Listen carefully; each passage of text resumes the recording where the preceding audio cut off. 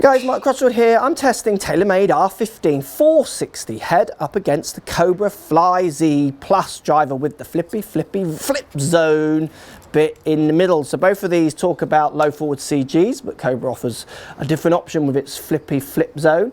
Let's see which one might suit me better, one might suit you better. Let's get stuck in.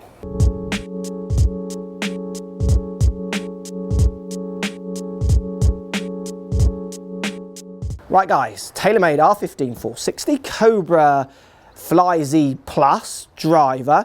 So sliding bar on the bottom of the R15, white head, black face, and the changeable neck. So very dial-inable to what it can do to your game, subject to where you're hitting the ball in the face. Like I say in lots of videos, it's limited, but it could certainly fine-tune some ball flight for you.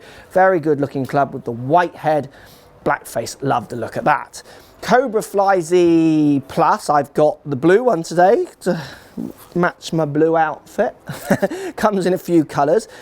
Black face, blue head, looks nice. A little bit of white lipstick round the back there as well, looks pretty good. Cobra lineup line. You get this speed channel around the outside, trying to improve ball speeds across the face. TaylorMade are going to say that with that channel helps you do that as well. You get a changeable neck.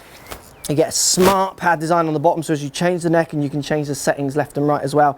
The club doesn't look closed when you put it down on the floor.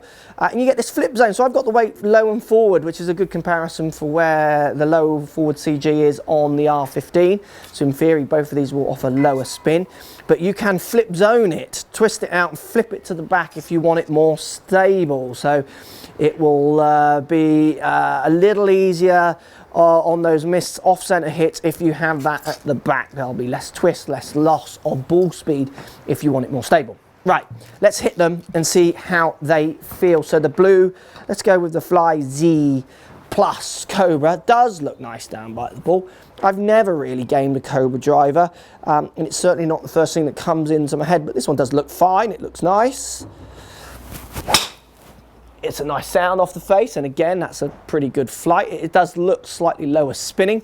We've got the real ball data coming at you from my touch. It's Pro V1X's and GC2 HMT down here on the floor. It's a good looking, sits very square, which I like. I've got it set all up in the very square settings. You can move that around if you wanted to. But I could see lots of people picking, certainly with the colour differences that this one comes in, appealing to lots of people on the shop floor. That one's slightly toey and it's still out there, just drifting slightly right now. Wind's off the left. Weaker ball flight and it moved. That's my strike more than anything else.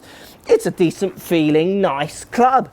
It doesn't excite me loads, to be honest. I think Ricky Fowler fans, people like that who are really buying into the brand might just fall in love with it. But it's certainly not offending me in any way. Yeah, hit that one really nice, and that's a lovely flight. So you can see what I mean. It's more what I'm bringing to the table with what I want a driver to do that's making me judge it at this point without the data than anything else.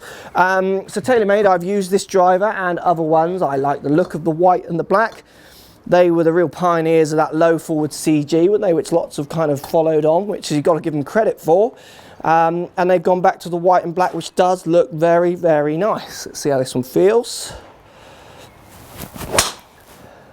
Slightly duller sound on this one.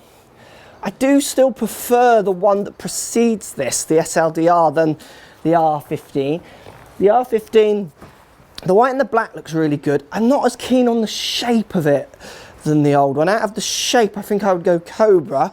Out of the look, so colorways, the white and the black does do it for me on this one. Let's give it another hit. Yeah, hit that really good. And it's that lovely low spinning flight, so just kind of rainbows forward, doesn't climb up at all. And again, I think low spinning is a bit of a buzzword. You've got to watch what low spin does. I've used low spin drivers and I've enjoyed them, but they've also punished me over time a bit as well, which is why I'm back to my normal kind of 2.5 spin model rather than the lower ones that these can produce, which we'll talk about in a second. One more and we'll look at the numbers. Yeah, hit that really nice. I mean, there's not much difference in the feel. There's definitely a bit of a difference in the looks, obviously the colorways, but the shape as well. I do like the way the Cobra sits behind the ball a fraction more, but it's almost hard for me to articulate why. That's something you need to put down. Now, the changeable weights on all these are all very jazzy. Like I've said in other videos, it's a competition to see who can change the weight in the funkiest way at the moment, isn't it? Let's look at the numbers on these two clubs and see if there's actually any noticeable difference. Right guys, numbers, time, 249 average distance with the R15, 252 with the Cobra, so 3 yards more carry.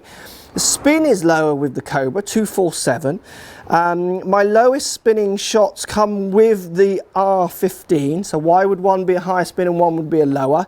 Well, you're going to find that's much more to do with the strike pattern, so I did miss-hit one with the R15, which gives me that 3,000 rev mark spin there, where I got it right out the bottom and the heel. So I mean, if you take that one away, they both go down into 2.4s actually, which is quite interesting. So I'm overriding what any of the movable tech can do with my strike so much more than what they can do with you as a manufacturer. So really, for in all intents and purposes, apart from the mist strike, they're performing almost identical, very similar launches, similar peak height, and almost identical in distance. And you'd expect that because their driver's built with the same ideas of CG placement. Obviously, FlyZ has the option to put the CG further back.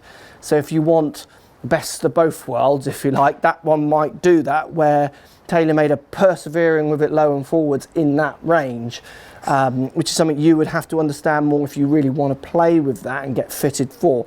But both of those clubs perform very well. It's hard. I think I would choose R15 over the two just because of the history I have with it. Like I said earlier in the video, it's what I'm bringing to the video sometimes, or as much as what one I prefer, which is why it's so important that you go out and test them and hit them for yourself and get your numbers and get your feels with them.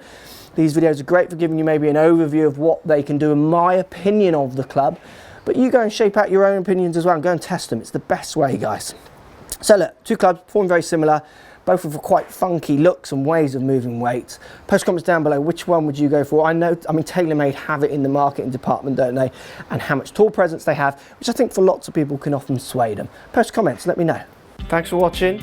Subscribe to my YouTube channel for loads more videos. Find me on Instagram at Crossfield Mark, also on Twitter at 4golfonline.